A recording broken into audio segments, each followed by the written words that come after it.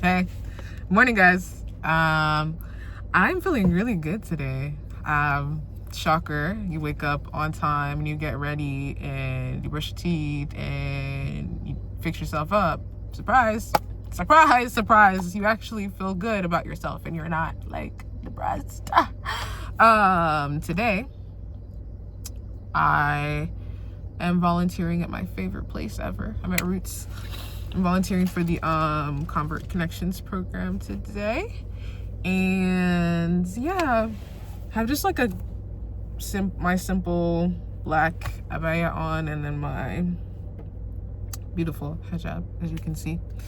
Yeah, I just like the way this style just like flows, and it's not bulky. I hate when hijab style is kind of like comes out like this. I guess that would be considered more modest. I don't know, but I like it to be as slick as possible.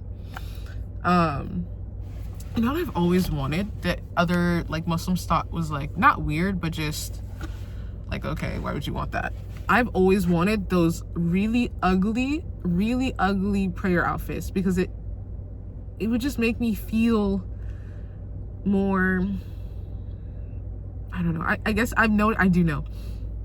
That's something that I've noticed a lot of reverts don't have. It's just like that prayer gown that you've had since you were like however old. Yeah. Just like an aspect of things that I wish I got to.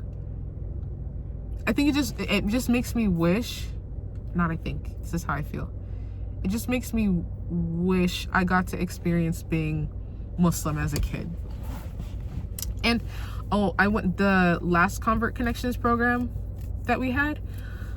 It was basically, we were asking like a sheikh about fiqh and stuff, and one of the ladies asked, she was like, ladies, okay, one of the women asked, she was like, yeah, I have 2 kids, and like both me and my husband are both converts, and we've never experienced being Muslim as children, so how do we teach them as children to love Islam, because we were never children who never even knew of Islam to love it. And yeah, I don't even remember what the answer, but basically it was just like, that's a great question, you gotta figure it out. And that's just so, for me, I hate the idea of not knowing, but that's really just like the game of life, you know. Today is also going to be a short video because I literally have to be in there in like 10 minutes, but yeah, I love being here, especially in the summertime. It's just so peaceful and beautiful. Like look at the trees, and I just love seeing the sign. Look at the trees, the way that the sun is hitting the trees, the way that the trees are flowing, the people walking around. It's literally just like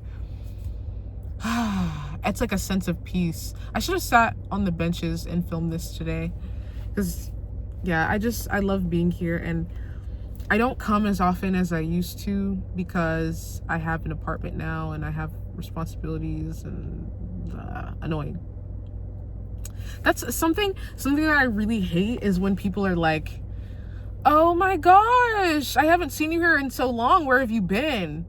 Girl, I've been struggling with my mental health, that's where I've been. Have you checked on me? No, not once have you checked on me. That's actually something that Ustad Abdul Rahman, he told us in a meeting, is like, when you haven't, as a volunteer, if you haven't seen someone for a long time, your response shouldn't be, oh, where have you been? It's been so long, because it makes you feel bad. And it does. Now that I've experienced it, it does make me feel bad. But it's better to say like, oh, it's really good to see you, because it makes the person feel like they were missed and that they belong, and it encourages them to come back. Like hearing people say that, of like, oh my gosh, where have you been? Not saying it made me want to not come, but it's definitely put distance between me and this place. People like saying that to me, and I know people don't do it intentionally, but also at the same time, that's something that you should be aware of. Anyway, yeah, I really love this place. I have to poop. I really have to poop. I do, bro. What I got going on this week? My sister is a Dallas, but she's like on, excuse me, she's on like the completely other side of Dallas, so I have to figure out a way to go see her though, to just, because it's been a while since it's been just me and her, because there's just been so much going on in our lives lately. That's another story for another day, girl. Not today. Good Lord. But yeah, I'm trying to do a better job of, well, no, I haven't been trying, actually. That's a lie. I would like to do a better job of being in community, because when I'm in community, it kind of just, it encourages me to be not just a better Muslim, but also a better person. I saw this TikTok earlier today. What did it say? It said something about, what did it say?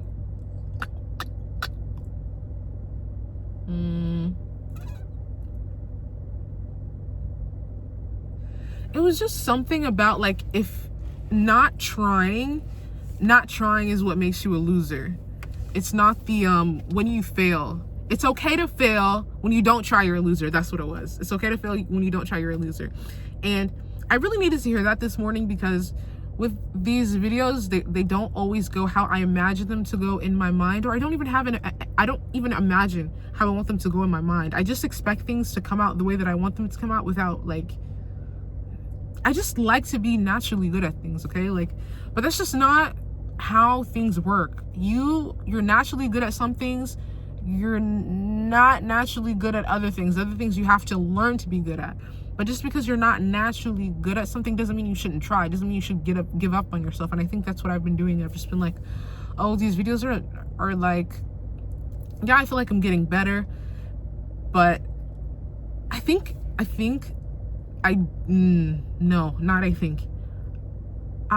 put a lot of value in my appearance. So if you notice in my like the first videos that I made like this, I was very even though I was nervous, I felt more confident, ? But in the videos that I'm just like at home in my bed, I feel a lot more self-conscious, and I'm more whatever. And that's because I put so much value in my appearance. And I do that because it's not a good thing. I do it because I was bullied so much growing up, and this is so like bleh to say, but literally no boys like me. No boys, like no boy didn't ask me for nothing. Yeah, so boys didn't like me. And then when I got to like a certain age, and I started to like come into my womanly, you know what I'm trying to say, that's when I started getting attention. So I was like, okay, like this is the way that I have to be accepted by other people. But like, and I feel like I search for acceptance outside of myself because my dad left. That's a stretch, but that's really what, if I think about like most of my mental health issues and the things that I struggle with in my life, it really does come back to that. Like, not like my father left me. He left me for dead, ho. No, but he really did leave me for dead. And maybe I need therapy. But therapy is also not for everybody. But I think therapy might be for me. But it's not for everybody. I've been thinking a lot like, oh, once I start therapy, then things will start to resolve. But I can't be, not a terrible thing to be quote unquote reliant on therapy, but I don't want to think that something's going to be the end all be all, and then it ends up not being what I need it to be. And then I start to feel hopeless. That's how I felt when I was living in my uncle's house. I was like, oh my gosh, once I get my own apartment, I'll be cool. Like I won't have nothing to worry about. I'll be praying all my prayers on time. I won't be worried about nothing. All I'll be worried about is me and God. Not true at all. I'm worried about, I have more worries now, obviously. My ignorant 22-year-old mind, because that's when I started praying for that. And it's great. It really is great to have my own apartment, but also like more money, more problems type of thing. Yes. So yeah, it's important not to, I was gonna say it's important not to want the things that you can't have. Is that what I'm trying to say? I think what I'm trying to say is,